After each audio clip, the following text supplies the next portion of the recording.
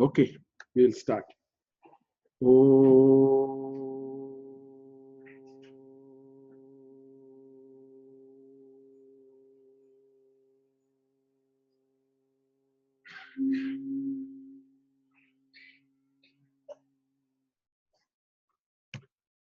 Shuklam Bharadaram Vishnum Sashivarnam Chaturbhujam Prasannabadanam Dhyayet Sarva Vigno Pashantaye Dorbiryukta Chaturbispatikamaнимayi Makshamalam Dadhana Hastene Shritamapi cha shukam pustakam chaparena bhasa kundendu shankas patikamani nibha bhasamana samana same vagdevateyam nivasatu vadane sarvada suprasanna kujantam rama rameti maduram maduraksharam aruhya kavita shakam vande valmiki kokilam वाल्मीकिर्मुनिसिंहस्य कवितावनचारिणः रामकथानादं को न याति परां गतिं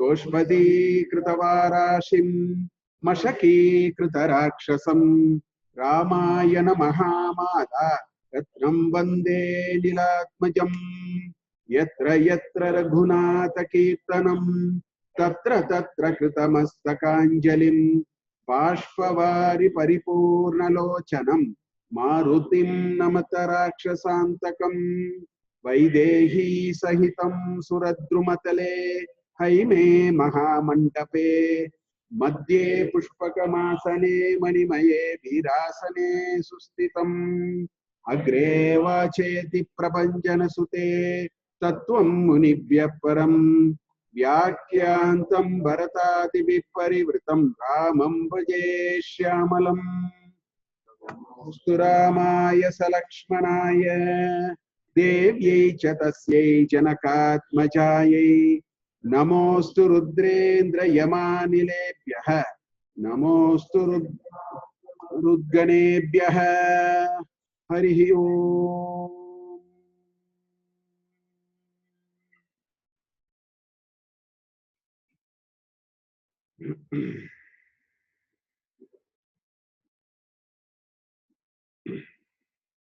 So we have not met for 5 weeks. A long time. Looks like we have to give a break for more people to come. Summer vacation. So today we are going to finish the second part of Ayodhya. Ayodhya Kandam, as I told you, has 3 compartments. The first compartment is the first 39 sargas, where right from Dasharatha starting and Rama and Sita and Lakshmana taking the chariot and going. That is the first part, 39 sargas. The second part of Ayodhya Kanda is after he leaves, Bharata comes, so many things happen, Bharata gets to know. Then he decides to go and bring Rama. So until he reaches Chitrakuta is the second part. So we are at the verge of completing that. And the last part, which is about, I think, 14 sargas, that is the conversation between Bharata and Rama. Not only between Bharata and Rama, all the elders, Jabali, Vasishta, everybody tries to persuade Rama to come back, and Rama very categorically says no. And so that is the third part. So we are in the verge of completing the second part of Ayodhya Kanda. Not much there. So we will be able to see about, because it's all stories and varnanas, which I am not very particular to sort of spend in great detail. So anyway, we will see. If you can recollect, we stopped, I think, in the 85th Sarga, I think. And the 85th Sarga was Bharata reaches Guha's place. And it is such a pity that everybody suspects Bharata. It's really a very bad thing that Bharata is going through. So Guha asks, why are you coming with such a large army? And then Bharata explains his intentions. There is a very nice shloka which we didn't see last time. There is a very nice shloka by Guha. He says, effortlessly a kingdom was given to you. You did not make an effort. The kingdom was given to you. To just say that no, it has to be restored back to Rama is a very rare sort of a person you are. I mean, finally, he does a prashamsa of Bharata. There's a nice shloka which we didn't see, but that's there in the 88th Sarga. I think we had seen up to that. Today we will go up to these people reaching Chitrakuta, so that maybe next time we will see the conversation. There are some very interesting things in the conversation also, which anyway we will see.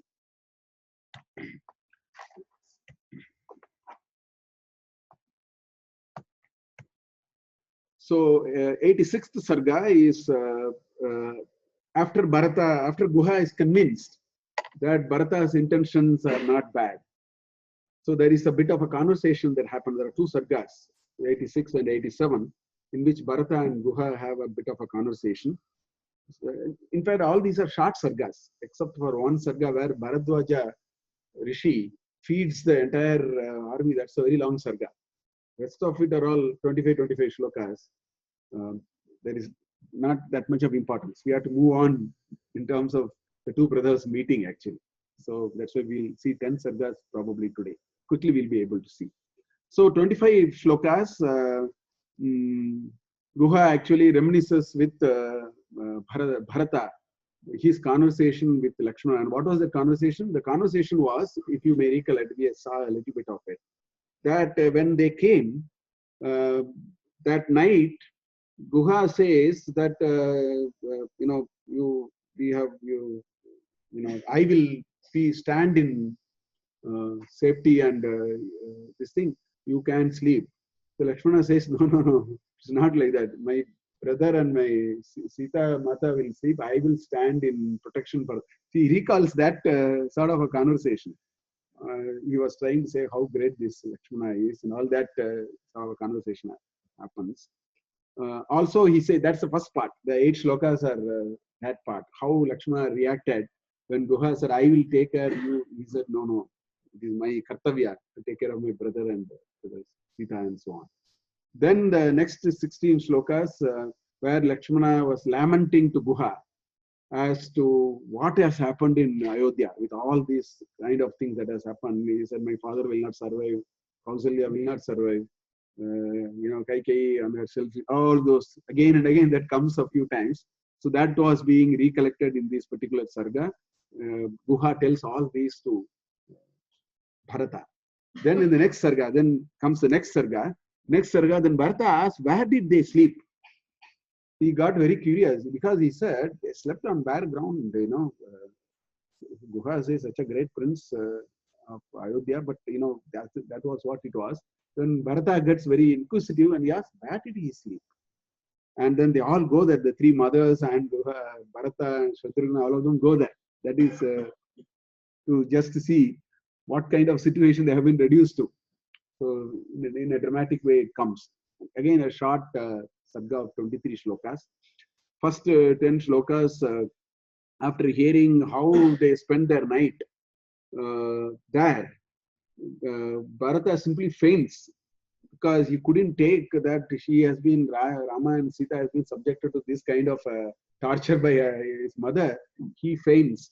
Shatrugna also, breaks down. Then, Kausalya consoles them. Kausalya says, there is no king now. You people cannot do all these.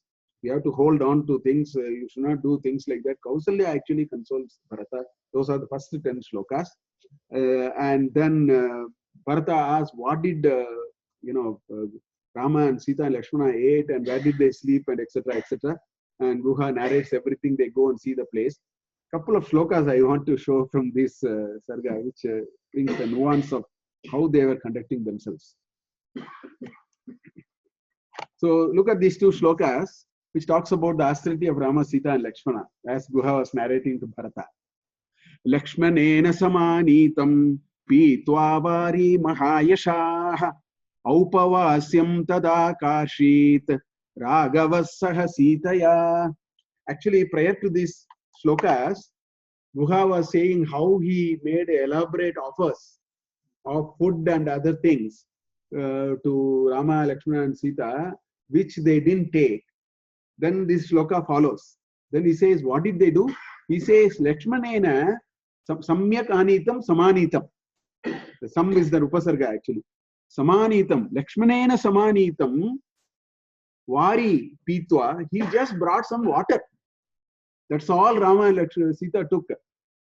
He brought some water from the whatever, Mahayashaha, which is the adjective for Rama. Lakshmanena samanitam vari pitva Mahayashaha aupavasyam tada akarshit. They were in upavasa. Upavasya is a taddita. Upavasasya stitihi upavasya. So it is a taddita. They were actually maintaining only upavas. That is the kind of austerity that they were, practicing for them. Just think about it. 3 days back, they were in a royal sort of situation where there is no dearth of anything. How they magically transformed. This shows the strength of the character of people. These are the real indicators of the strength of character. So, aupavasyam tada akarshit Raghavaha Sitaya saha. So, Sita and Rama, were only on upavas. So, therefore, although Guha offered so many things, they just had water which Lakshmana brought. Now, let us see what Lakshmana did. That's even better. That's the next shloka. The next shloka says, Tatastu jalaseshena Lakshmanopyakarot tada Vagyata aste trayas sandhyam samupasata samhita. Tatahatu thereafter, Lakshmana jalaseshena, whatever balance water which Lakshmana took. So Lakshmana also was following them in the same way. So he says, jalaseshena Lakshmanaha api akarot. Upavasyam akarot. Akarot is relates to the upavas. So thereafter, whatever is the balance water which was left out, Lakshmana took only that and he also did the same thing. That's what the shloka is saying. He says, Lakshmanaha api akarot tada. Then Vagyataste, being silent, right? Te trayaha, all the three. Samhitaha sandhyam samupasata. In fact, in Ramayana, in Balakanda, in Ayodhya Kanda, I think this is probably 8th or 9th times, again and again it is brought that they were doing Sandhya Upasana. The greatest misfortune that we have faced today is Brahmins have given up Sandhya Upasana. They are Kshatriyas. I am talking about Brahmins. Once I went to Sringeri about 6-7 years back, and there was one, I went to see the Acharya, and they said he has gone to the nearby Grama. Just now he left, so I had a car. I also went. Instead of just staying here, let me go and have a darshan of him there. I went there. So it was some Brahmana Mahasabha. I was really upset that day because Sringeri Bharati Tirtha Swami, his knowledge of Veda and his Sakshat Saraswati. You should go to Vakyartha Sabha, then you will understand what I am saying. He is Sakshat Saraswati. You know what he was saying that day? There is a congregation of Brahmins. He was telling, please do Sandhya Vandana. It has come to that level. That's all he said that day. I was quite upset for a few days because we have brought it to see the three Varnas are supposed to do. Now I am talking about the first Varna. They are not doing. The second and third also not doing. I have seen some very religious Vaishyas and Kshatriyas doing Sandhya Vandana. I have seen even today. So there are people who are practicing. Again and again this reference comes. So many times. Treyaha sandhyam, samhitaha sandhyam, samupasataha. You just look at, this is 87th Sarga. You go back and then try sandhyam. There are few samana padas. You Google, you'll find some 10-15 references so far. Again and again it is coming. Whereas today, even this is the barest minimum starter. Even that is not the Trivarnas, particularly the Brahmins, have given up the Sandhya. Is what is happening here. Anyway. You'll find it in that Sarga itself. Exactly. In fact, in that 10 sargas, you will find 3 references. In fact, you are right. Vishwamitra, that first shloka which we say in Venkatesh Suprabhata is from Valmiki Ramayana. Purva Sandhya Pravartate Uttishta. You know that. Kartavyam Devam Anitam. The Anitam is a Samana Pada for Sandhya Upasana. Anitam, you see Madhyanikam, Prata and Sayam. So the next Sarga, 88th Sarga, Bharata inspects the place where Rama stayed overnight. That's the thing. So he goes and sees where they slept and he makes certain comments. I have taken 2 shlokas from that, which I feel are very important for us to understand. So first 15 shlokas are Bharata's disbelief that such a thing can happen to Rama, lying on the bare ground in the forest. Prince of a large thing being like that. He makes a certain comment there actually. Then Bharata's praise for Lakshmana and Sita, and Bharata tells Guha, my desire is that I want him to come back and take back the kingdom. So that he makes it a very strongly. He makes that sort of a statement to Guha. But there are 2 shlokas which he observed when he saw the place where they slept. I just want to bring those 2 shlokas. On seeing the place where they slept, this is the comment Bharata made. Ashraddeyamidam loke na satyam pratibhatima mukhyate kalume bhavaha swapnoyamiti me matihi. On seeing it, he says, Ashraddeyam idam. It's a disbelief. Shraddha is also belief. One meaning of Shraddha is Ashraddeyam is it's a disbelief. Ashraddeyam idam loke. This is something which I cannot believe. That a person of that stature actually spent a night here.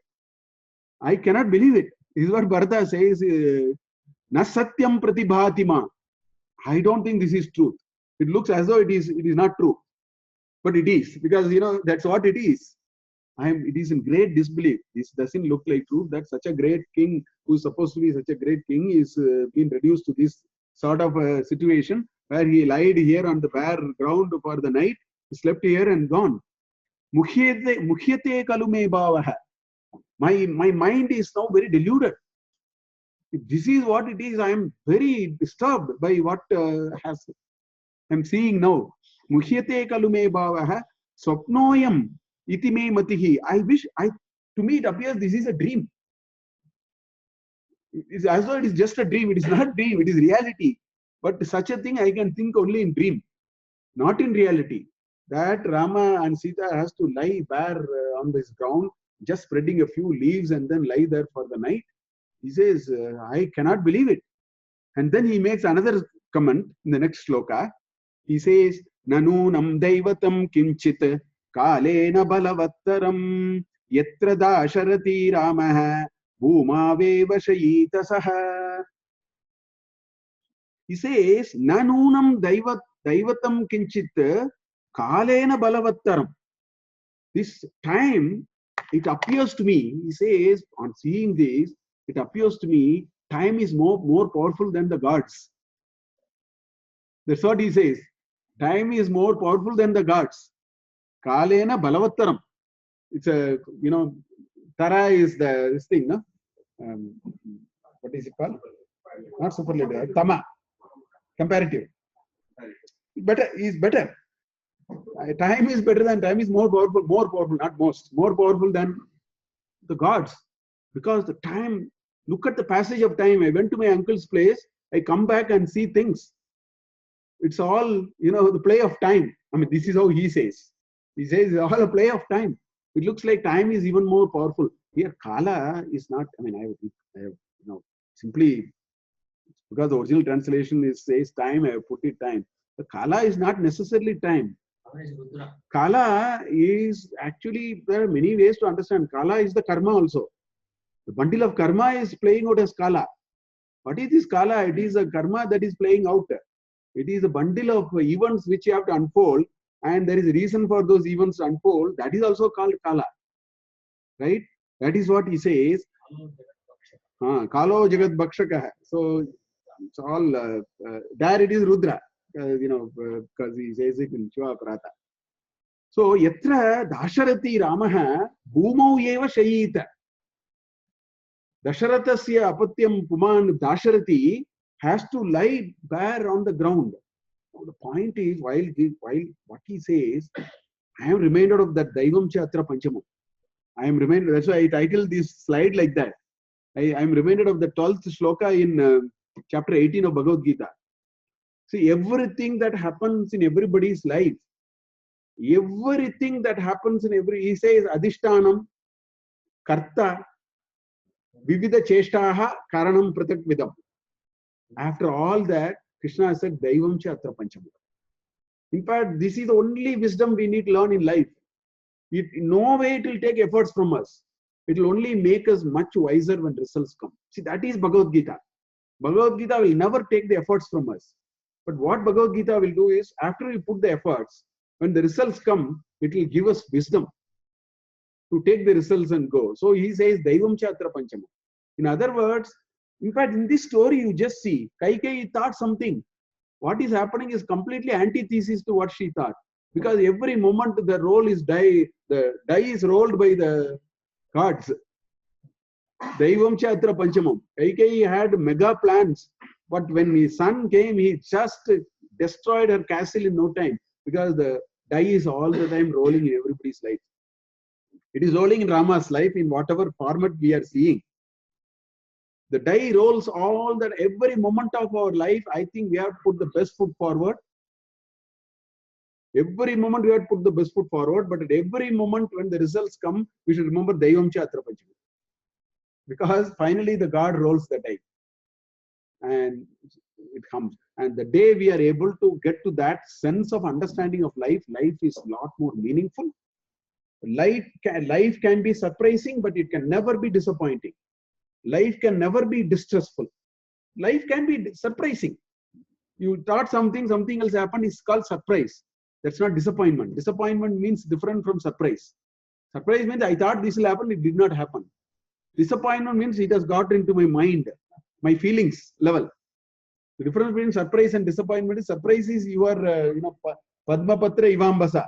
You are like this lotus on the water, you are making a neutral comment. That's called surprise. When you say I am disappointed, that means you are engaged into this action and results. So that is what it is. So I think every moment of our life, I think we need to keep on doing things. When results happen, I think we should understand role is, the die is rolling and rolling and rolling. That is the wisdom of life. He articulates it differently. Bharata brings it in a different way. He says, I am not able to believe that in a short span of time, so much has happened. In other words, he is articulating the same idea in a different way in the context of the story.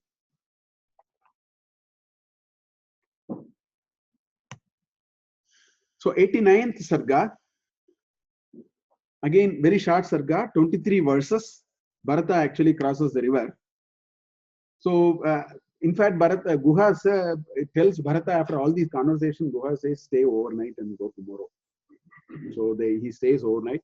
The next day morning, in fact, the first 7 shlokas, we see he gets up very early. We find Shatrugna is already up.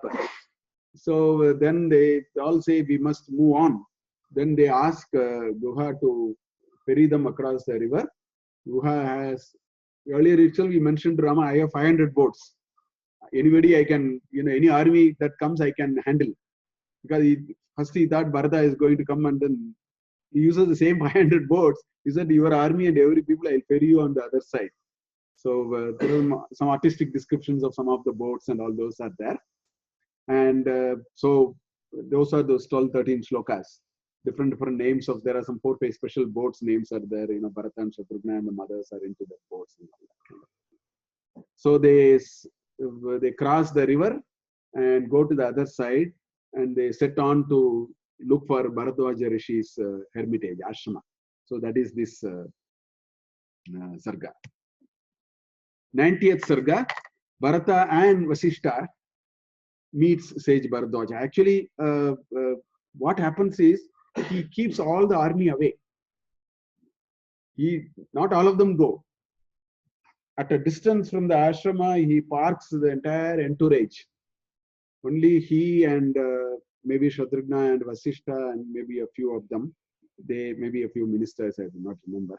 So the first 9 shlokas, Bharata and Vasishta meet Bharadwaja, and they all mutually, their pleasantries and all that are mentioned. Again, this poor Bharata has to face the music because he asks Bharadwaja wanted to know what is your intention. Very painful shloka, and there is an answer, and then Bharadwaja reconciles to Bharata also. I brought those shlokas alone just to show sometimes we do not know why certain things are told, why certain things are asked. We don't know. That's why I brought that shloka. We'll see those shlokas. Bharadwaja asked the intention of Bharata's visit, and which happened every time. Look at the plight of Bharata. He comes back from his Matula Griha. Ever since he came back, this is the only thing he's going through. He had to painstakingly tell everybody it was not my making. It was my mother's making. Whereas my idea is different. So he did that in Ayodhya. He did that to so many people there. He did that to Guha. Now Bharadwaja is asking him. That is what he is going through. Then he says, expresses his desire to bring Rama back to Ayodhya. All that happens. I think Bharata is a very, this particular passage of Ramayana, you see, the character Bharata has gone through a great deal of challenges. Which is every character shines. That's why every character, the 4 brothers shine. Every brother is very inspiring, notwithstanding the role they have played. The 4 brothers have, that is why Ramayana is the reference text. As I told some time back, this is a normative text, not a descriptive text. Normative means how one has to be. Descriptive means how one is. Mahabharata is a descriptive text. Ramayana is a normative text. Every character in Ramayana informs us how one ought to be, or in the case of Mantara and Kaikeyi, how one should not be also. But it describes everything in perfection. So the characters, stand up to shine so much. Bharata as a character is so fantastic when you read these things. Ever since he comes back, he really shines. So he tries to again explain to Bharadwaja that his intentions are to bring back Rama and so on. Then Bharadwaja mentions to him where he is. He asks him, where is Rama? Because Guha says, you asked Bharadwaja only, they wanted to go to Bharadwaja ashram. That much only Guha knows. Therefore, he asked Bharadwaja Rishi, where is Rama? Then he says in Chitrakuta, all that happens. That's this chapter. So Bharadwaja actually asked, I didn't bring those shlokas. Bharadwaja asked, why have you come here with such a large army? That's a question he asked. You should leave Rama alone. Like that, there are a couple of shlokas. And see the reply of Bharata for that. That's what this shloka is. It says, Hatosmi yadi mam evam bhagavanapi manyate matto nadoshama shanke naiva mam anushastuhi. Yadi Bhagavanapi mam evam manyate. That is you have to, the prose order is that.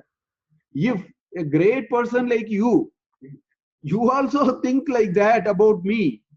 Yadi Bhagavan api evam mam manyate, you think like me, like that about me, hatosmi, I am gone. Because at least you should have thought that I have the right intention. You are also asking like this, such a revered person like that, you are also asking, my life is worthless. That is the point he is saying. Hatosmi. Hataha asmi aham. Hatosmi yadi mam evam bhagavan api manyate mattaha na dosham ashanke. From me, out of me. Panchami vibhakti. Mattaha. Out of me. Na dosham ashanke. No, don't doubt anything evil out of me.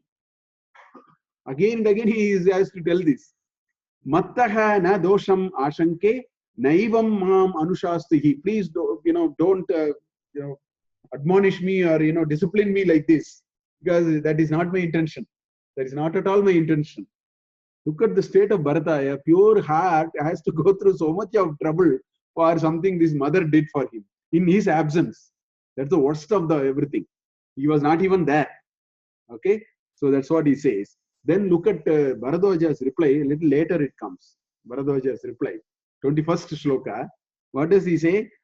Jane chaitan manastam te dridikaranamastwiti aprucham tvam tatatyartam kirtim samabhivardhayan.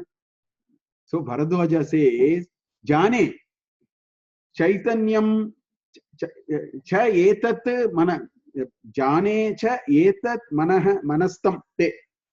I know what is your state of mind. Not that I don't know. I know. Jane cha etat manastam te. Dridikaranamastu iti astwiti. Astiti. Astwiti. I know that you are steadfast. I know very well about you. I know that you are not a wavering person. You have this single pointed intention that you have to bring back your brother, which I know. Then why did I ask? He replies it in the second. Apracham tvam. I asked you. Tata.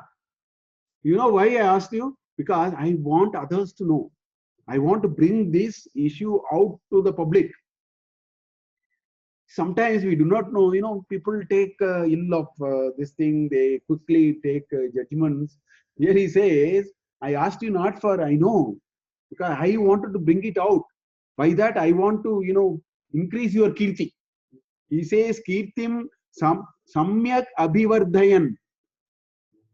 Because you have done such a great thing, I want to bring it. You can't blow your own trumpet. I deliberately did it for the sake of it. But why I am saying this, there is a lot of comment on why Rama did something in Ramayana, Valivadha, or Sita's Agni Pravesha and so on. There's a lot of debates and all that. In a very intellectual people with great things, they're all debating. Actually, there are a lot of sukshmas behind all this. It is not something amenable to simple, take intellectually you dissect the padathas and context, try to create a very convincing kind of way to argue it and so on. All those are fine for some time pass. Sometimes things are done because there is a much greater meaning to it. There's a larger perspective to things in life, all those. So, this is an example like that. He says, I brought it out not because I do not know, because I have to bring it out. I want others to know that this is the kind of a person that we have in front of us. That's what Bharadwaja reconciled him, his Atanga. This is the only big Sarga in this 10 Sargas. So this is, so Bharadwaja also says, stay overnight and go. Because obviously in the night you don't tread through the forest and so on. Good reason why everybody says that, So even today in that part of India, you cannot go in the night. Let me tell you, you have to go on a convoy. Otherwise, you have a risk. Chitrakuta area, you can't go in the night alone. It's difficult even today for different reasons. Anyway, so there are 84 verses. Bharadwaja actually commands Bharata. So Bharadwaja asks in the first 10 shlokas, Bharadwaja asks, why did you leave the army and come like this? For which there is a nice answer which Bharata gives. He says, no, I should not, you are such a great person, it's a very holy place. I should not bring the army and all like that. That is number one, disrespectful. Secondly, they will come and trample these places and all. There are 2-3 shlokas are there. Very nicely, Bharata says, that's not the way. That's not at all the way. Then Bharata says, no, bring all of them here. I want to, feed all of you. You stay here for the night. I want to do Satkarya. Now Bharata says, no, you have whatever you have done, I am satisfied. For which again, there is a nice shloka. I pulled out that shloka. Bharadwaja says, all those are fine. I am not talking about you. Bring your army. I want to, feed them, make them feel happy and so on. Then this elaborate, I am telling you, if people want to know how to organize a party, no, I am very serious. If people want to know how to organize a party, there are 2-3 sargas in Ramayana you have to read. This is one sarga. You have no clue of what needs to be done. You better read this. Today's best arrangement in a Rashtrapati Bhavan guest lunch, great dinner also will pale in comparison with what Bharadwaja did. So don't undermine our people Because I am saying this because there is this great misconception. Indians are all spiritual, they are not materialistic. Lot of people think like that. It is not like that. You read all these texts, you will pale in comparison. The materialism which Bharadwaja brought with his tapo shakti. Today, people cannot organize a party like that. I am telling you, you just read this Sarga alone.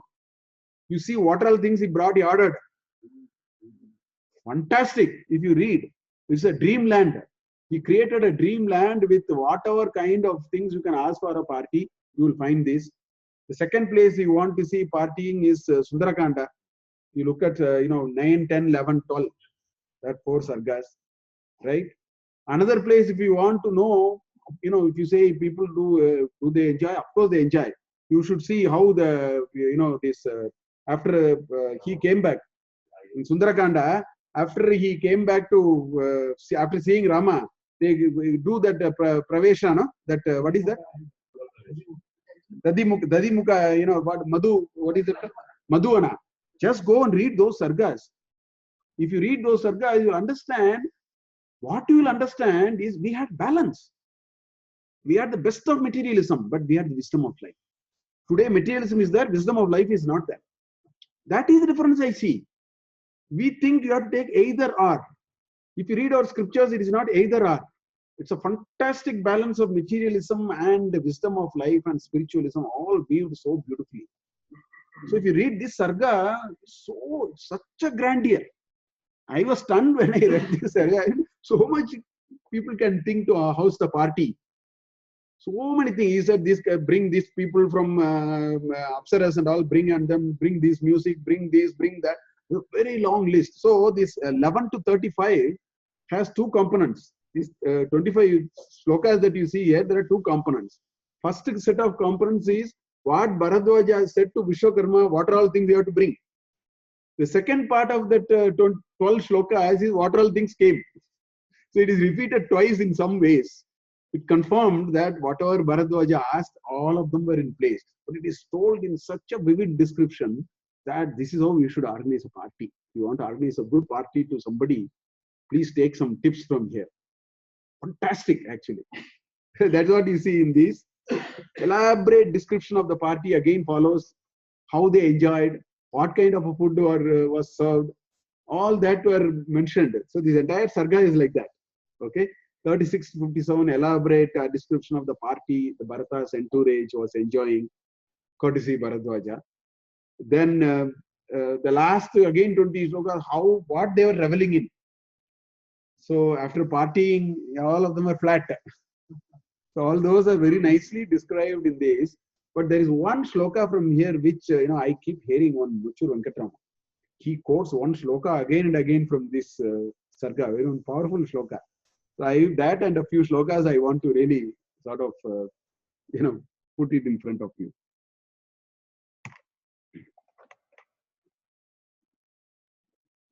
So when Bharadwaja Rishi expressed his desire that I want to extend hospitality, then Bharata said, no, what you have done is good enough for us. For which Bharadwaja replies now. He says, Ato vacha Bharadwaja Bharatam prahasanniva jane tvam pratisanyuktam tushyestvam yena kenachit. That is a very important part. The second part is the most important part. Second line. This is the reason why we should read scriptures. People who are in the best of positions will never be tempted. People in the best of their entitlement and positions had such a control of Indriya Nigraha. See, today's richness does not give you that. Today's richness first takes the Indriya Nigraha from you. It's all mindless engagement in sensory pleasures. We are taught a different prosperity, material prosperity. The material prosperity there is very qualified. Look at what he talks about Bharata, a king. What is he saying? He's saying, Ataha uvacha Bharadwaja, right? The Rishi, Bharatam prahasan, gently smiling. Prahasanniva Bharatam Bharadwaja uvacha. Then Bharadwaja, Rishi, gently smiling at Bharata, said thus. What did he say? Jane tvam priti sanyuktam. You are priti sanyuktaha. You are an embodiment of Preeti. You are full, you are nothing but fullness of Preeti. Preeti Sanyuktam Tvam Jane. Tushyestvam Yena Kena Chitta. I know that you will be satisfied by anything. Yena Kena Chitta. This is the biggest problem today in our journey in prosperity. While we should go on the path of prosperity, we should develop this attitude of life.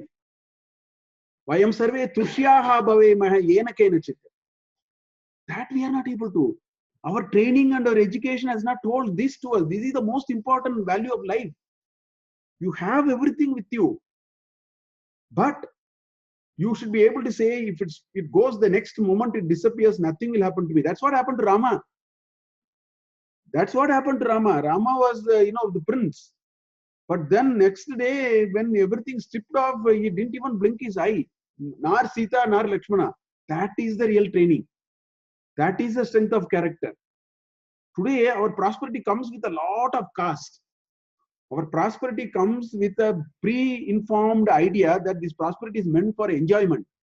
And we are so hooked to that enjoyment, a slightest abhava creates so much of distress and this thing in our mind. What avail is this prosperity?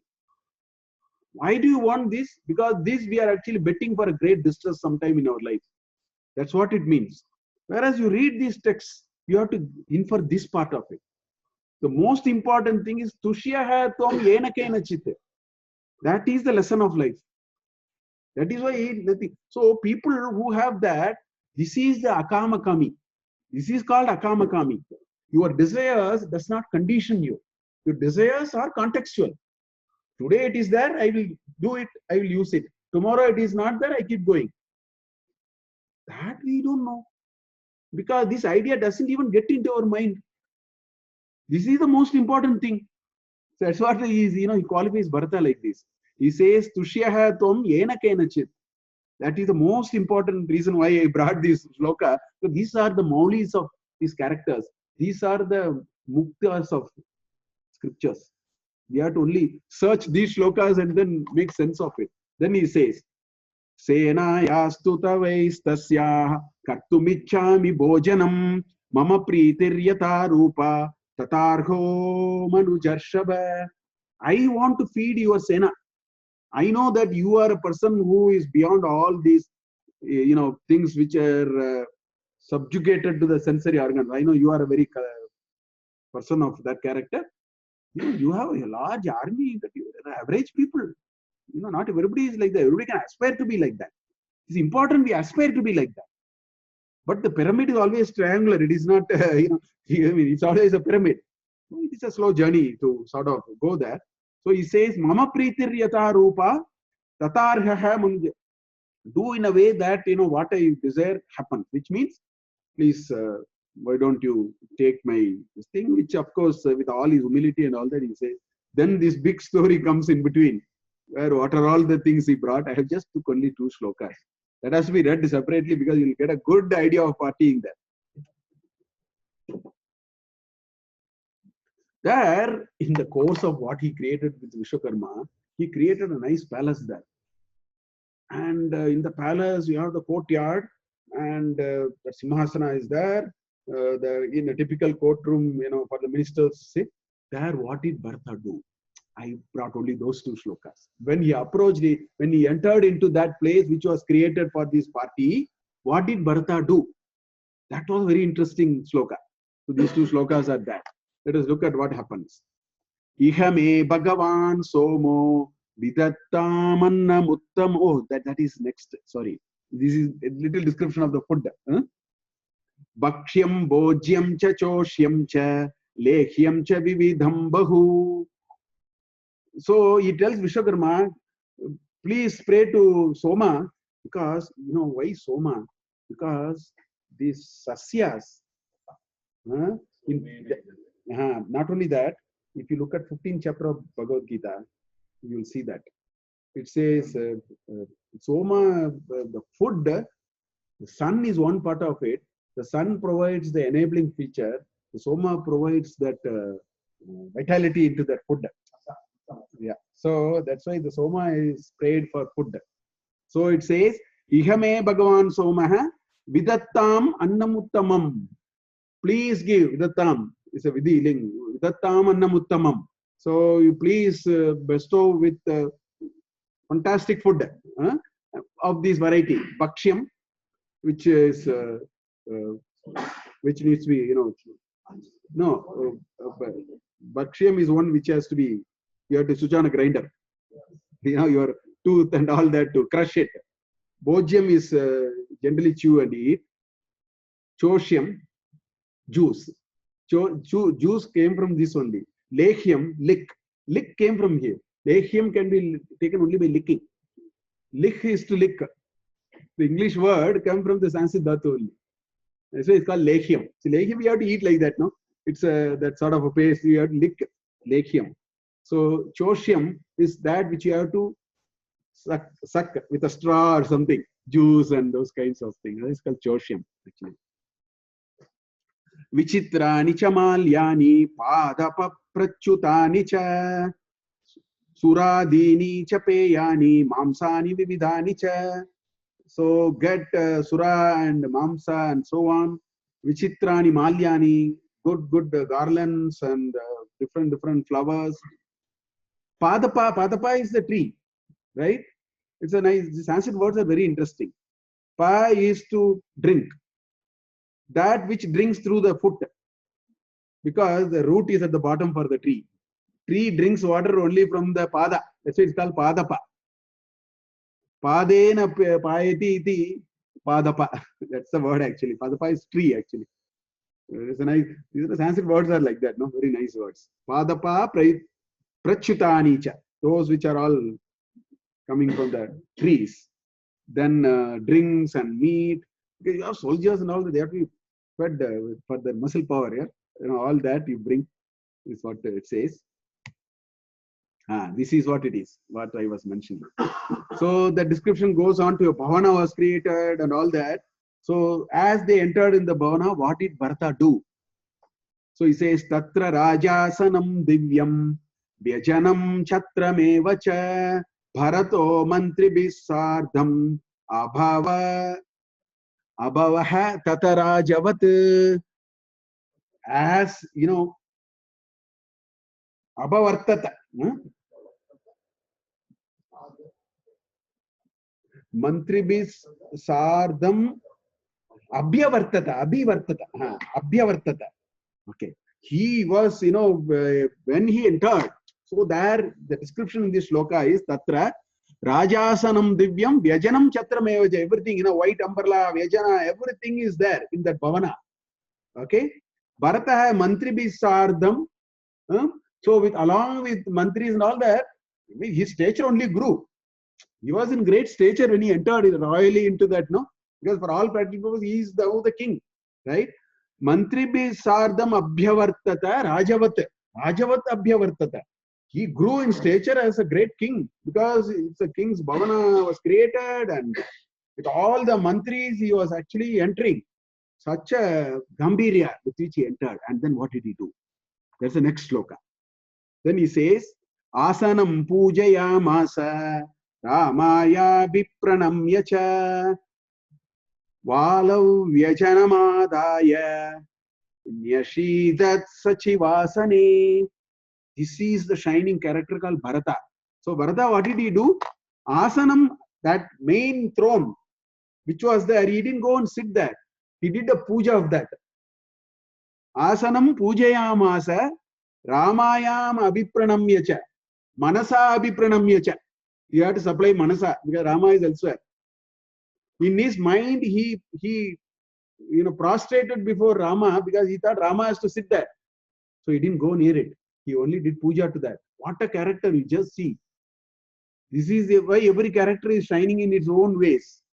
So he says, Ramaya vipranamyacha Valav Vyajanamadaya. There is one kind of a chamara made of vala, Valav Vyajanam Adaya Nyashidat, where Sachivasane, he went and sat in one of the asana meant for a minister. So in the heart of his heart is a Drida Sankalpa.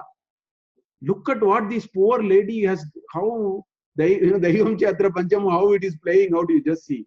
She did so many things, killed her husband thinking this person is going to become a king. Whereas this man, Bharata, has such a Drida Sankalpa in him that even here, he only actually prays that Simhasana and then goes and sits on the side. What a strength of character that is being displayed here. Valmiki brings it so nicely in these shlokas. So that is what he did.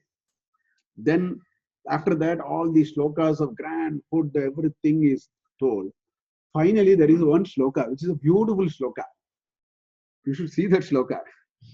After all the army and all that, Bharata Shatrugna would not have eaten. That already it is been told. So the rest of the people have all thoroughly enjoyed a 4 square, 5 square meal, drinks, whatever you want. Music is going on. You read, what all things are there. Dance is going on, music is going on. So many things are happening. Thoroughly they enjoy. After they all enjoyed, what happened? That's the question, right? This shloka, Valmiki brings this shloka. Naiva yodhyam gamishyamaha nagamishyama dandakan kushalam bharatasyastu ramasyastu tata sukam. So what did these people say after having the food, good food? They said, Naiva ayodhyam gamishyamaha. We are not going to Ayodhya now. ये तो बहुत बढ़िया है. So we are not going to Ayodhya. Na Gamishyama Dandakan. We started with an objective. They have now given up that objective also. Dandakan, Arnyandal, no. Na Gamishyama Dandakan. Right? Then he says, Kushalam Bharatasyastu. Let Bharata be good. Let good things happen to Rama. So leave us alone. See, this is the Samanya Jana's mind. Food, you give a good food and a sleep, that's the end of the story. Life, everything will change in life. You should read 10 sargas before. You should read 20 sargas before. You should see the same set of people were crying all the time and saying, we will not eat. So many descriptions are there. Go and read. They said, no, we want Rama. We want to go to Rama. Nothing. We will not sleep. We will not do this. Ladies will not feed their children. So many shlokas are there. Go read all of them in Ayodhya Kanda. Such people, such Drida Sankalpa, they came. And that Sankalpa was only one. Until we see Rama, we will not return. They do Goshan. Goshayanta Hasmaha. They did all that. What happened to them? After a good food and a very comfortable place, they said, what is this Ayodhya and all that? This place is very good. Little they are going to know, in 6 hours, everything will evaporate. These are all, Kalpana. These are all Bharadwaja Rishis, Kalpana for the time being. Little they did know. They said, life is to enjoy. So, for Samanya Janas, food, and that's why in election time they give food, No, in one by-election in Tamil Nadu, Madurai was won only by giving biryani, I am told. Not surprising. They give 1,000 rupees in hand and give them all some mutton biryani or something, and the election tilted against ADMK. In a constituency called Tirumangalam near Madurai. That's what Samanya Janas are. With so much of Drida Sankalpa, when you get your food and a comfortable way of living, that seems to be the end of life for a lot of it. That's what it actually reminds us. It reminds us that we have to evolve much more than this in life. These are the greatest temptations in life, which will, with all our, see, in a small way, we also say, we take a Drida Sankalpa, no, from 1st of January, I will read Gita 3 chapters. I will read 1 chapter every day. Then, slowly, something happens. Then, we are comfortable forgetting it rather than reminding it. And occasionally when the discomfort of that memory comes, then we quickly find a way to sort of, that's what life is. Huh? Very true. So it only remains that the evolution of, that is the value of Upavas. Today is Ekadashi, that's why I'm saying all that. Today's Ekadasi. That is the value of Upavas. You control, you overpower your anger, you overpower your hunger. You have crossed half of, and you overpower these two. You have crossed half of many things in life. I mean, it takes time. I'm not saying it is going to happen just like that. That is why they have kept all these. So it's called achara. See, a means up to. A means from, a means to. Both are only in Sanskrit. A Kanyakumari, a Himalayam, Bharatam. One A is from, another A is to. So achara means Brahma pari, also means Brahma.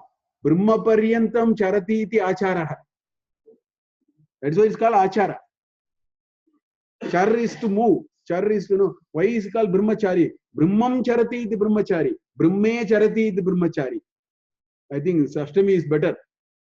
Brahmam charati iti dvitiyayam arabhya antime saptamyam asmavi tatra gantavyam asti. Brahme charati iti brahmachari. Acharati iti achara. Tam paryantam charati iti achara. You can say anything. So this hunger, this food, these are simple practices. Because they can easily, these Indriya, these are all indications of our ability to, see, we can read 1,000 times Indriya Nigraha and all that. Any number of times we can read, we can thoroughly, you can wake me in the middle of the night also, I will say, Abhyasena Sukaunte, Vairagyena Sagrishate, Asamshay Maha Maho Mano Dushna, all that I will recite. That is not what it is. That is why our ancestors put these small, little small things. It builds that strength of character. Otherwise, this is only indicating to that. This is only indicating to the possibility that these small little. That's why kamak karoti naham karomi, kamak karta naham karta, kamak karayita naham karayita, kamo karishi namo manyuk karoti naham karomi, manyuk karta naham karta, manyuk karayita naham karayita, manyave swaha in Mahanarayana Upanishad. The anger and the desire. Indriya, this food is one part of desire, no? It's a smaller version of desire. If we can't even handle this, what are we going to handle? That's what it is. That's why this is the counterpart of it. If we have never tested out our Indriya Nigraha, what avail is talking about this Indriya Nigraha? And our ancestors put small little ideas to test it out. That's why, some people say, North India, I find some fantastic upavas, they have, for example, this, when the waxing sun and the waning sun, the way they eat, that's a very important upavas. I've seen it in, Rajasthan, many places I've seen. The sun is, moon is waning, food is reduced. And complete stoppage of the food and then waxing. I find some of the North Indian practices are fantastic in upavas. I don't find that much in South India, I should say. But in North India, I find some of the very good upavas. These are all only small little things for us to step out of this problem. Otherwise, we'll also get into this problem actually. That's what it's a nice shloka actually.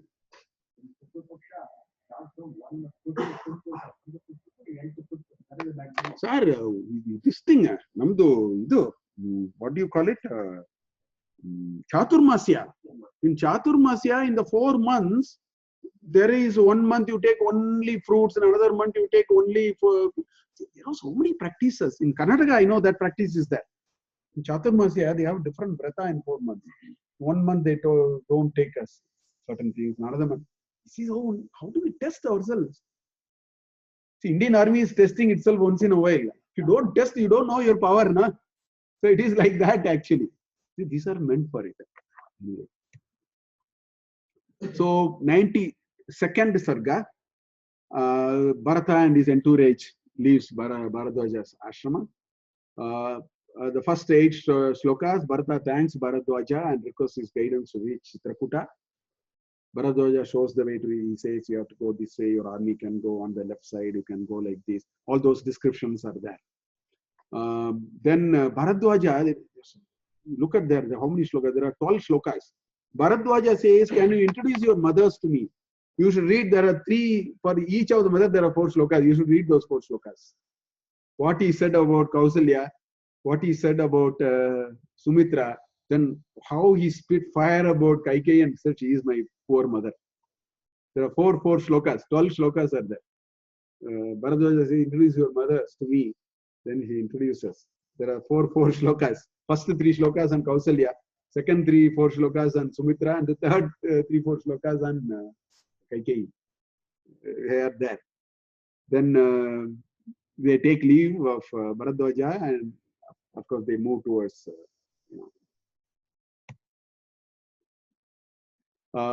The next, so the rest of all, I'm not going to really, because there are varnanas of the place. I'm not really going to. I didn't find very interesting shlokas for us to sort of discuss, but we should know the nuances of what is happening.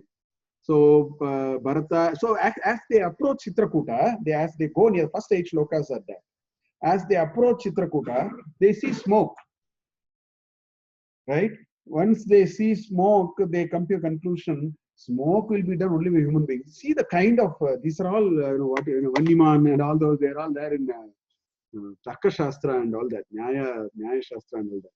So they say since smoke is coming, there must be human beings there. Animals don't start smoke. The smoke is that's the inference they make. So smoke coming, there must be human beings. There's a good chance here is where Rama is. So those kinds of inferences are made. Then there is a description of the flora, more flora than fauna than the flora actually. I think flora than the fauna of the place.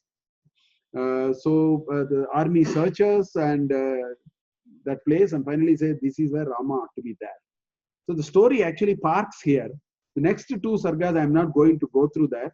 The next 2 sargas are 94th sarga is Rama takes Sita and makes a description of Chitrakuta. That is 94th sarga. 95th sarga is Rama takes Sita and does a complete description of the Mandakini river, which is flowing there. So those are the 2 sargas. Next 2 sargas are plain Vavarnas. It's a description of the place, and so it has certainly kavya value. I did not really. So with this, the second part of the story comes to an end. From the 96th sarga, now we will start looking from that side. Now Rama will say, looks, then Lakshmana gets very angry. Those stories are going to come. But the second part ends here. So I wanted to bring some dharma also, because this is the last opportunity, because this is the greatest thing about Ayodhya. Ayodhya Kanda, I've been saying this, Ayodhya Kanda brings a great deal of lokaniti. How people can make mistakes, how things can go wrong, how you have to endure things in life, and how what you do in life will come back to you. So many of these messages are there. So I thought as a last opportunity, I want to conclude a few things, a few shlokas I took from some of the Subhashitas, so that we can, because this story is coming to then the 2 brothers, having a conversation. There is one Kaschis Sarga, lot of administration details are there. Then there are some Vedantic discussion between the 2 brothers. All those happen. See. So, a few things for us to reflect now. Is it visible? I have to make it bigger. Is it okay?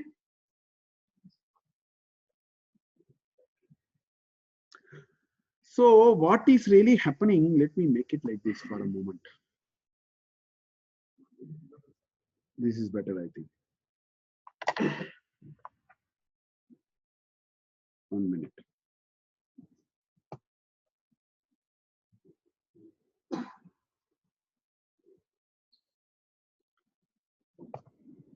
Let me take this down because I want to see this. Okay. So look at this contrasting life perspectives. This is another message we need to really reflect on. There are 2 main characters here. This part, the middle part I am talking. First part we did a very summary of this. Now I am coming to the middle part. I am summarizing the middle part I am looking at. There are 2 very contrasting characters here, the son and the mother. Bharata and Kaikeyi. Right? Now look at how contrasting the life. This is the most important thing. Look at the life perspectives of Kaikeyi. Kaikeyi, if you look at what you find, she was driven by passion. For her, the power and she wanted to be an opportunist. She wanted to make sure that my son must be comfortable in life. He should not. An average lady, sort of a which means you are worried about what is happening in this Janma now. What is happening tomorrow and day after? Even there is a lot of uncertainty. We do not know what will happen. Even then, I mean, look at this, futility of this whole thing, which many of us are doing. We have no idea what will happen tomorrow, honestly, strictly speaking. Yet there is so much of effort which we make. Now, as long as those efforts are not dharma aviruddha, it is all right. The problem is when they become dharma viruddha. I mean, I think we should make all those efforts because it's called optimism. Not knowing fully well what will happen when we step out of this room, we will still plan. That's called optimism. And that's called optimism only when it doesn't cross the border of dharma. When you cross the border of dharma, then it is all called passion. That is the dividing line. So you understand the difference between these two. I think we all must plan. I think every one of us must plan, knowing fully well that there is so much of uncertainty. But all the planning, all our wish list, all our endeavors, all that we do, if it is bound by karma, there is dharma, there is no issue. That will become satkarma. Because the dharma is closely related to karma. Moment you step out of the, this framework of dharma, then you get into all these. That's where your bad karma also, follows you. So she is driven by passion, so much of short-termism in her attitude, right? And this is the starting point for a lot of us in our life in certain times. Please reflect on it. Moment you started there, the rest will follow. What are the rest things? Lose the power of discrimination. That viveka will be lost. Viveka vichara will go. Lose the power of this. She lost the power of discrimination. Therefore, she indulged in wrong things on bad advice. When you lost the power of discrimination, there are a lot of bad company which are around you. Please understand. The bad company is only when you lose your viveka. Yada vayam aviveki bhavamaha, tada eva vairinaha asmakam purataha. All bad people around us only when you give up your viveka. It is you are responsible for it. So what will happen? Lot of bad advice, indulge in wrongdoing things, bad advice, create a massive disturbance. She killed her husband in the process, unwittingly, and precipitated the crisis in the royal scheme of things. She really precipitated a crisis, created a massive disturbance. And what happened finally? She was discarded, disowned, ignored, disliked by everyone, by none other than her own son. What more can you ask for? Everybody disowned her, disliked her, discarded her. So this is what happened. This is Kaikeyi's life perspective. Now, in contrast, look at the other character which stepped into this part of the story in Ayodhya Kanda, which is Bharata. 39 to 95, the next character is Bharata. That's how he entered into Ramayana. After the childbirth, Bharata comes only now. Then he'll come in Nandigrama. Right? He will come in a few places, but his influence is so powerful. He'll leave such a sphere of influence, although he comes in a few places. Right? Look at Bharata. What was so striking in these 40-50 sargas that we saw? Even look at the previous sarga. In that bhavana which was created by Bharadwaja, he did not go and sit on the throne. Look at that. What does it say? It talks about the life perspectives. That is called life perspective, perspectives of life. So what is Bharata? Driven by sound life principles and dharma. He had no ambiguity in his mind. So that viveka is always with you when you don't have ambiguity in your mind. So driven by sound life principles and dharma. And because of that, everything follows. Unwavering in his convictions about what is appropriate, what is not. A lot of us, suddenly things change. In a year later, what we thought is appropriate becomes inappropriate. What is inappropriate, suddenly we quote, that's okay. And we also justify why it is okay. So this line of what is appropriate and inappropriate, what is nitya and what is anitya, that is why nitya, anitya, vastu, vichara is the definition of viveka. It should be a very clear line. There is no, ambiguity there. So unwavering in his convictions. And because of that, he overcame all temptations. What kind of temptations? Vasishtha was pleading him to become the king. Everybody was pleading. Kausalya was pleading. Everybody was giving it on a silver platter. He didn't even for a moment think about it. Leave alone even considering it. Kshanamapi. Huh? No, you wait for the next 104 Sarga, 104 Sarga we will see. Rama will give an answer to you for that, about Guru Vakya. Because the word Guru, he says, my Pita is also a Guru. Very, very difficult to have that kind of. So, this is the Dharma Sukshma. This is where the Dharma Sukshma is there.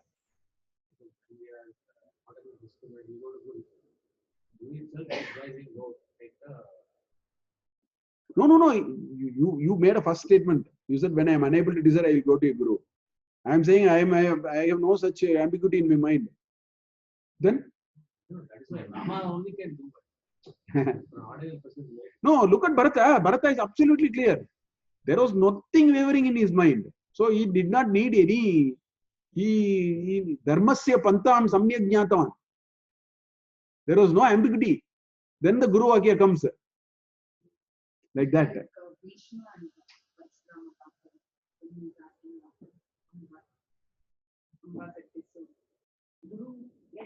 He didn't have that ambiguity.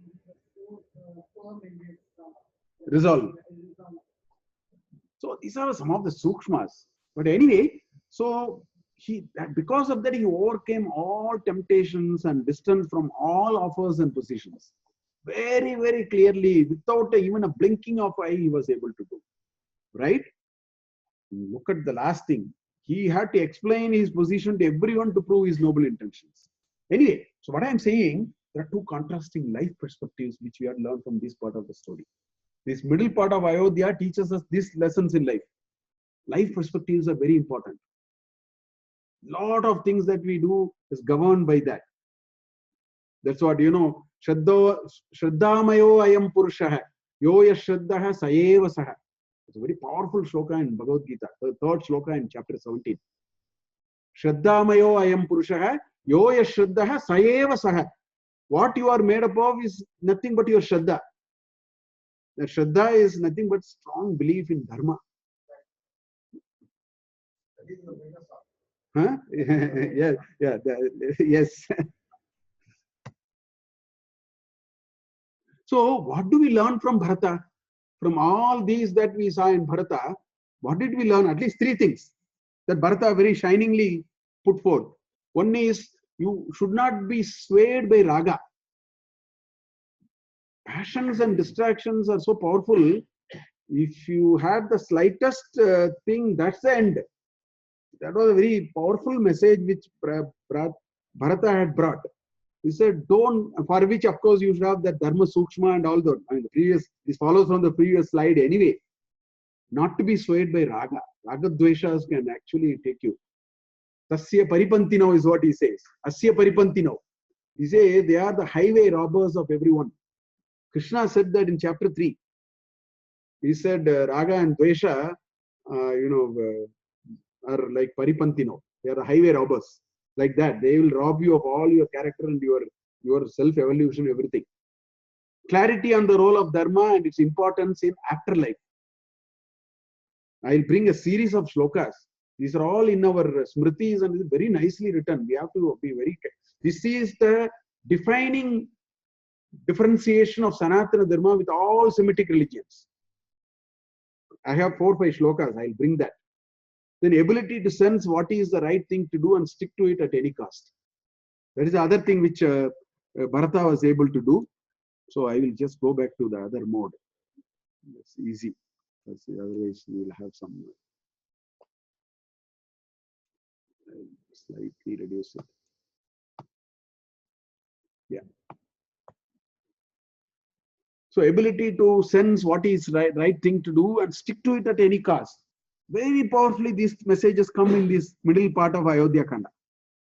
Now I will take a few shlokas to sort of conclude this discussion so that we move on to part 3 of Ayodhya Kanda from next. Rago nama manasyalyam gunadravina taskaraha Rahur Vidya Sashankasya Tapovana Hutashanah. Ragaha Nama Manashalyam. This is the nail. This is what will nail your mind. That gets into your this thing. And what it will do? Guna Dravina Taskaraha. This is the prime robber of your good qualities. The raga is so powerful. This is what happened to the Kaikeyi. This is what exactly happened to Kaikeyi. And what it will do? Rahuhu Vidya Sashankasya. Your knowledge of moon will be covered by like this eclipse. Your knowledge of moon will be eclipsed by this Rahu called Raga. It will just cloud you. Your discrimination will go. Your wisdom will be temporal. It happens to us, no? When we are very inebriated, we shout. We are not at all. This is what happens. Raga and Dvesha. If you say Raga, the other side is Dvesha. One is enough. You don't have to say the other. Raga and Dvesha always happens in pairs. Okay? Because one is the outcome of the other. Raga and Dvesha are two sides of the same coin. Okay? Rahur Vidya Sashankasya Tapovana Hutashanaha. All your tapas, all your austerity, all this strength of character that you developed inch by inch will be burnt like a forest fire. This raga is like a forest fire. It will just burn all your strength of character that you developed over years. This aptly describes what happened to Kaikeyi. That perspective of life destroyed her finally. She had a lot of good things. People have just all burnt. Look at Mahabharata. Nasti Vidya Samam Sakshuhu, Nasti Satya Samam Tapaha, Nasti Raga Samam Dukkam, Nasti Tyaga Samam Sukam. How nicely it says, the last line, Nasti Raga Samam Dukkam applies to mother. Nasti Tyaga Samam Sukam applies to Bharata. This last line, first part applies to Kaikeyi, the second part applies to Bharata. That's exactly what happened in this middle part of the story. She thought so many things. She was finally in great distress because all her dreams were destroyed from the word go. Because it was Raga. It came out of Raga, no? It was Dharma Aviruddha. So, Dharmo Rakshati Rakshitah, Dharma Hato Hanti. So, yes. So, Nasti Vidya Samam Sakshuhu. Your eye is your knowledge. Good knowledge is like your eye. Nasti Satya Samam Tapaha. Your ability to hold on to truth is the one which will build your character. I mean, these are all looks like simple statements. These are all Anubhav Purva. This cannot be explained. Nasti Satya Samam Tapaha has to be experienced. You increase your quotient of truthfulness, you will find your tapas will increase. These are all Anubhuti Sambandhina Vishaya. These are not intellectual matter. They are all these scriptures, Mahabharata, Ramayana, come out of great amount of Anubhuti, great amount of internalization these scriptures have come. That's why these scriptures are like two eyes for us. Panchamam Vedam, Mahabharata. Look at this beautiful shloka. These are all very important for us in life. Manusmriti, Mritam Shariram Utsrijya Kashtaloshta Samam Kshitau Vimuka Bandhava Yanti Dharmastam Manugachati. What a powerful statement. A person who is dead, Mritam Shariram Utsrijya. See, when a person dies, right, this is like Kashtaloshta Samam Kshito. It is just like throwing kashta and loshta. A part of log of wood or some stone. You just dispose it of. No? This sharira can only be disposed like that. When death happens, the sharira goes. It's just disposed of. It goes back to Virat. It goes back to Virat. It goes back to Prakriti. Vimukaha bandavaha yanti. They do the cremation and go. That's the end of the story. Liberated, truly liberated. Liberated from everything. That's why Vimukaha bandavaha yanti. They will also go. But what will come with this particular person? Where is this person? It's only this culture is asking, where am I when after death? Because you cannot, in fact, this is very most scientific. Huh? You cannot create anything out of nothingness. Something can never become nothing. I don't want to explain it in great deal to today's scientifically oriented students. You cannot create anything out of nothing. Nothing, and something cannot become nothing. If you agree to this statement, please tell me if I die tomorrow morning, what will happen? Where am I? There must be some continuity. That is the link, and it is very vividly described. It is very logically, scientifically explained, this whole journey of forward pass, reverse pass, all that. And what comes with you? Not your relatives, not this body. Body will be disposed of, relatives will be liberated. Because everybody has to go through the karma. They will go on, cry for a few days, but then you have to get going. Because you have your karma. What comes with you? Dharma. He says, Dharma tam anugachyati. Anu is follows. What follows you is your good act. Then he says, Namutrahi sahayartam pita mata cha tishtataha na putra dara na jnatihi dharmas tishtati kevalaha. Amutra. Iha is here. Amutra is elsewhere. Which means, from something it cannot become nothing. The only thing you can conclude is, if I am gone, I am somewhere. That's all you can conclude. You cannot make any other statement. That somewhere is called Amutra. Iha and Amutra. So he says, Na Amutra Sahayartam, because this continuity will be there. Who is going to help you? Na Pita, na Mata.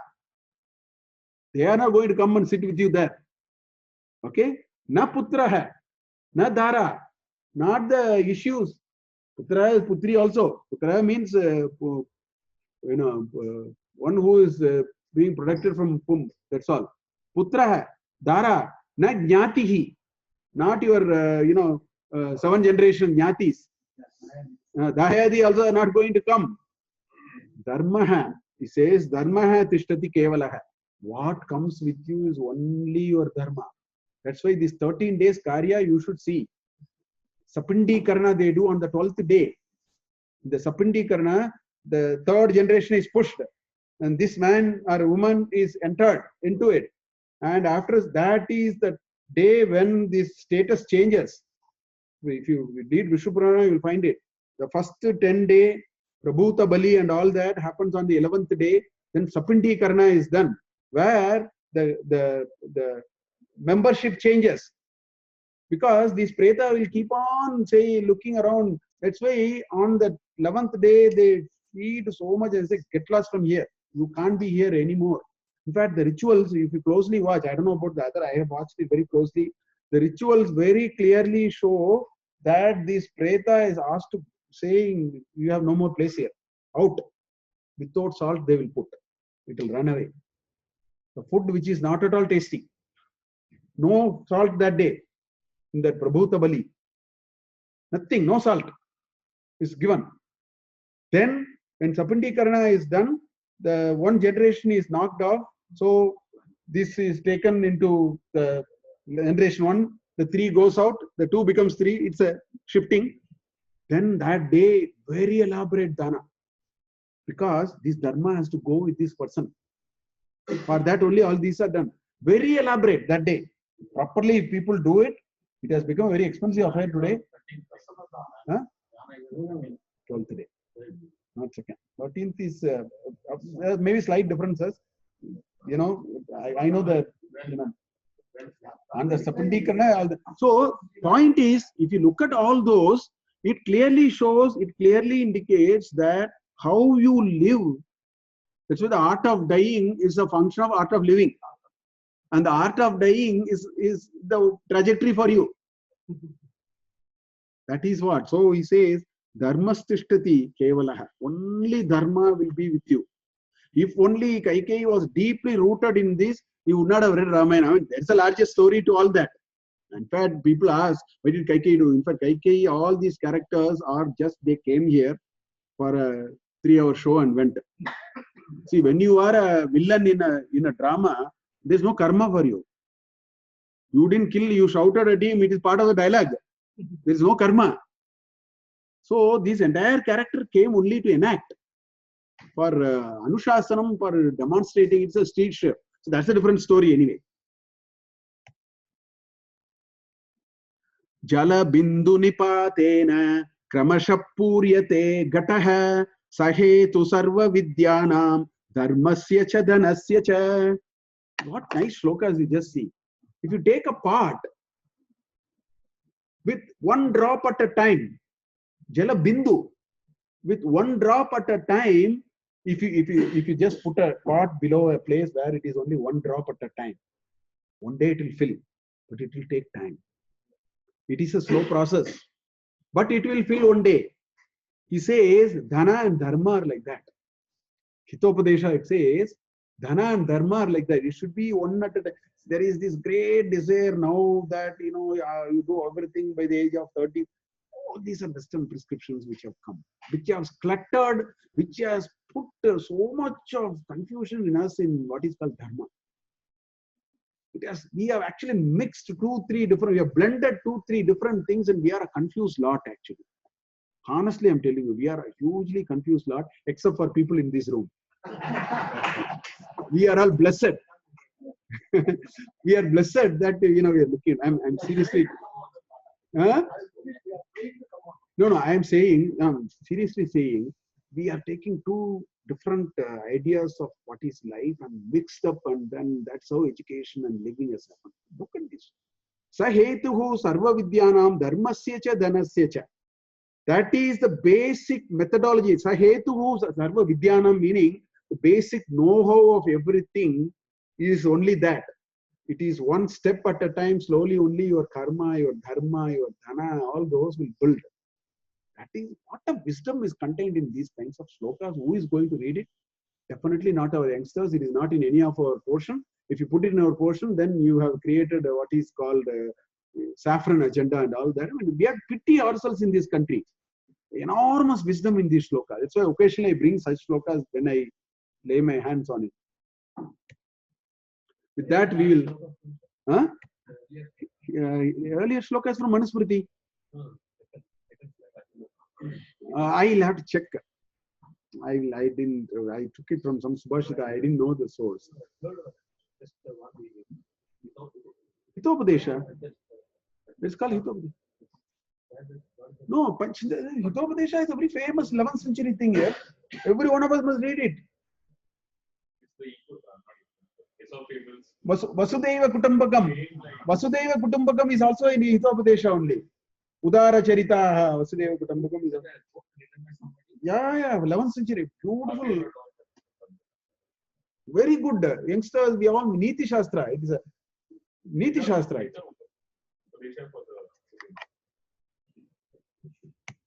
Okay, we will stop it. Swasti Prajabhya Paripalayantam Nyayena Margena Mahim Mahishaha Go Brahmanebhyo Shubhamastu Nityam Loka Samasta Sukhino Bhavantu Kale Varshatu Parjanyah Prithvi Sasya Shalini Deshoyam Kshobarahito Brahmana Santu Nirbhaya Aputra Putrina Santu Pautrinah Adhana Sadhana Santu Jivantu Sharadam Shatam Shunvan Ramayanam Bhaktya Yappadam Padame Bhava Sayati Brahmanastanam Brahmana Pujyate Sada Hari.